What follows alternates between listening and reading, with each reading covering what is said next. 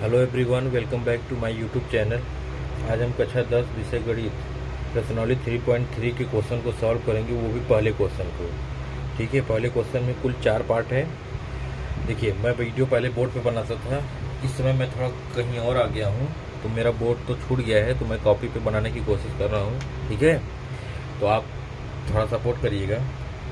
देखिए, अभी मैं दूसरी जगह शिफ्ट हुआ हूँ। शिफ्ट होने का मतलब दूसरी जगह पर आया हूँ, कुछ घूमने के लिए, ऐसा कुछ जो भी समझ लीजिए, या फिर कुछ काम करने के लिए समझ लीजिए। ठीक है, अब x प्लस वाई बराबर 5। और देखिए, पहले ये है क्या, आपके पास बुक है, आप बुक पास में रख लीजिए। मेरे पास बुक यहाँ नहीं है, तो मैं क्वेश्चन को पीडीएफ के द्वारा मोबाइल से डाउनलोड, एक ही मोबाइल है हमारे पास, तो एक मोबाइल में पीडीएफ डाउनलोड करके पहले मैंने क्वेश्चन को लिखा, फिर उस क्वेश्चन को कॉपी पे लिखा, इसके बाद फिर वीडियो शूट कर रहा हूँ। अब एक मोबाइल से दोनों संभव हो नहीं सकता, इसलिए थोड़ा सा आप इसको समझने की कोशिश करिए और सपोर्ट जरूर करिए। ठीक है, यार देखिए, पहले क्वेश्चन में बोला है आप अपने बुक में देखिएगा, जब भी बैठिएगा पढ़ने के लिए तो बुक साथ में।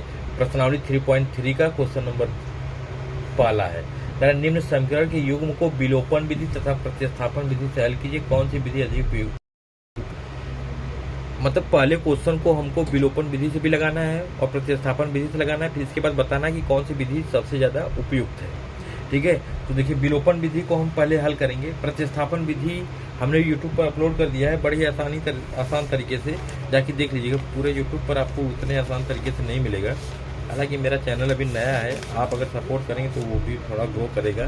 ठीक है, तो पहले हम विलोपन विधि को समझते हैं कि विलोपन में करेंगे क्या हम क्वेश्चन सॉल्व करते वक्त। जैसे ये हमने लिखा विलोपन विधि, थोड़ा सा मैं अलग से रफ ले रहा हूँ। विलोपन विधि में होता क्या है, जैसे यहाँ पर x और y आपको दिख रहे हैं। ठीक है, तो आपको दिखेंगे, दोनों समीकरण दिखेंगे। इसको समीकरण नंबर 1 कर लीजिए, इसको समीकरण नंबर 2। आपको करना कुछ नहीं, जैसे ये हमने x लिखा है, समीकरण 1 ऊपर भी है y, तो पहले x के लिए जो काम x के लिए होगा वही y। जैसे x में देखिए, ऊपर भी प्लस नीचे भी प्लस, तो विलोपन में करना क्या होता है, किसी एक को गायब करना है, x और y में से किसी एक को कैंसिल करना है। अब बताइए, ये भी प्लस में ये भी प्लस में, तो ये तो 2x हो जाएगा ना, कैंसिल तो होगा नहीं। कैंसिल कब होगा, जब एक प्लस में और एक माइनस। देखो, x और x, ये प्लस में ये माइनस, तो कैंसिल। जैसे हम लिखते हैं 1 - 1, तभी ना 0 आता है, या -1 + 1, तभी तो 0 आता है। एक प्लस एक माइनस रहेगा तभी वो 0 होगा, यानी वो कैंसिल होगा। इसी प्रकार से इसको या तो कैंसिल कर दो, काम खत्म। यानी कैंसल, यानी x और x को या फिर y को, किसी एक को कैंसिल करना है जिसमें आपका मन करे, चाहे x को चाहे y को। जिसको कैंसिल करना है उसको प्लस माइनस में होना बहुत ही जरूरी है। ठीक है, अगर प्लस माइनस में नहीं होगा तो क्या करेंगे, अब नहीं होगा उसीलिए बता रहे हैं। अगर दोनों प्लस में, जैसे y यहाँ पर देखो, y के लिए अगर हम कर रहे हैं तो y दोनों प्लस है तो लिखेंगे घटाने पर। ठीक है, x के लिए कर रहे हैं, अगर एक माइनस एक प्लस है तो लिख देंगे जोड़ने पर। ऐसा इक्वेशन में मिलेगा, अभी आपको समझ में आएगा। अगर मान लीजिए x और x दोनों x भी प्लस में है, तब घटाने पर लिखेंगे। कहने का मतलब है कि जो वेरिएबल्स है हमारे, यानी जो चर हैं x और y, वो दोनों अगर प्लस में मिले या दोनों माइनस में मिल जाए, जैसे यहाँ दोनों माइनस में भी मिल जाएगा तब भी लिखेंगे घटाने पर, दोनों प्लस में मिलेगा तब भी घटाने पर लिखेंगे। ये x y दोनों के लिए बता रहे हैं। अब चलिए क्वेश्चन देखते हैं, बाकी ज्यादा वीडियो बड़ी हो जाएगी अगर हम ये सब सॉल्व करने लगेंगे। देखिए ध्यान से, अब क्या है, पहले समीकरण देखिए, यहाँ x है, यहाँ 2x है, इसके बगल में 2 है, इसके बगल में 1 है, यानी गुणांक बराबर नहीं, तो पहले हम गुणांक को बराबर दें। आप x को करिए चाहे y को, ठीक है, दोनों में से किसी एक को कर सकते हैं। अगर y को करेंगे तो y वाला देखिएगा, y के बगल में 3 है और इसके बगल में कितना है, 1 है, y का गुणांक कितना है, 1 है। तो हमको करना, अगर हम y वाला कर देंगे प्लस माइनस में, देखो y ऊपर प्लस में नीचे माइनस है, जब एक प्लस एक माइनस में है तो हमको लिखना है जोड़ने पर। ठीक है, ये ज्यादा आसान पड़ जाता है। फिर क्वेश्चन में हमको बस यही देखना है कौन प्लस माइनस में, अगर कोई प्लस माइनस है तो उसी तरीके से उसको सॉल्व कर दो। ठीक है, अगर नहीं तो फिर अलग तरीका है।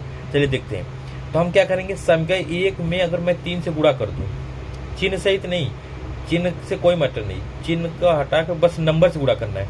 तो समीकरण 1 के सभी पद में 3 से गुणा करेंगे, तो लिखेंगे समीकरण 1 में 3 से गुणा करने पर, सबके 1 में 3। अच्छा, 2 में नहीं कर रहे हैं क्योंकि 2 में 1 है, तो 1 से गुणा करने पर कोई फर्क, यहाँ y के बगल में कितना 1 है ना, तो 1 से करने पर कोई फर्क पड़ेगा नहीं।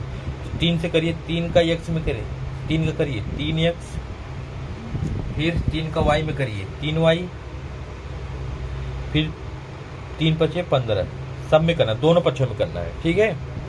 अब दूसरा सम को वैसे ही लिख लीजिए 2x माइनस 3y बराबर 4। अब देखिए यहाँ पर क्या दिख रहा है आपको, यहाँ 3y, यहाँ भी 3y और प्लस माइनस में भी है, तो हम लिखेंगे जोड़ने पर। क्या लिखेंगे? जोड़ने पर। आप ऐसे लिख सकते हैं सम के 1 2 को,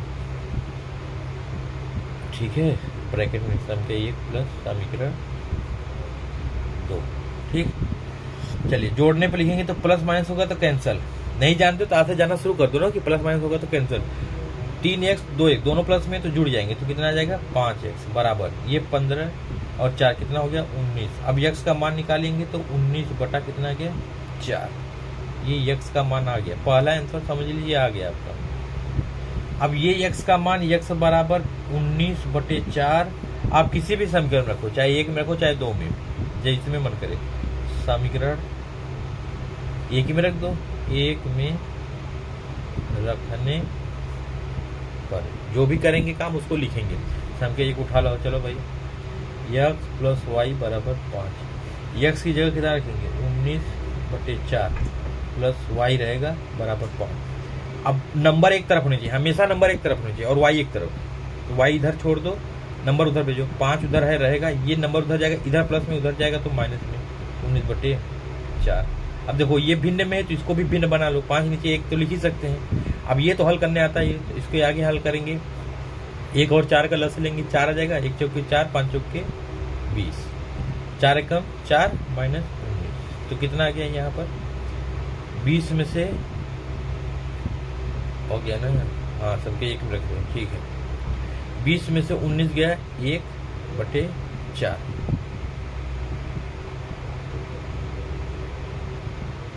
अरे भाई यहाँ 5 था, गड़बड़ हो गया, यहाँ 5 है ना,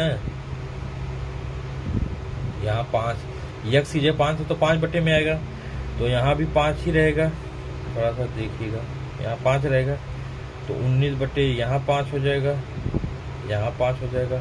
अब 5 बचे 25, यहाँ 25 हो जाएगा 25। अब 25 में से 19 जाएगा तो यहाँ 6 और यहाँ भी 5, यहाँ भी 5, यहाँ भी हमारा 5 ही होगा ना, यहाँ भी हमारा 5 होगा, यानी y बराबर कितना आ गया 6/5। और वीडियो स्पष्ट हो रहा है कि नहीं, थोड़ा सा वहाँ मिस हो गया था, यहाँ भी 5 लिखेंगे, 5 यहाँ 5, ठीक है। आंसर हमारा आ गया कितना, y बराबर 6/5, x बराबर 19/5, ये हमारा आंसर सही, ठीक है। अब इसी चीज को हम प्रतिस्थापन विधि से हल करेंगे, तब भी हमारा यही आंसर आएगा। आप प्रतिस्थापन विधि से हल करके थोड़ा कमेंट करिएगा। अभी के लिए थोड़ा सा मैं इसको क्लोज करता हूँ।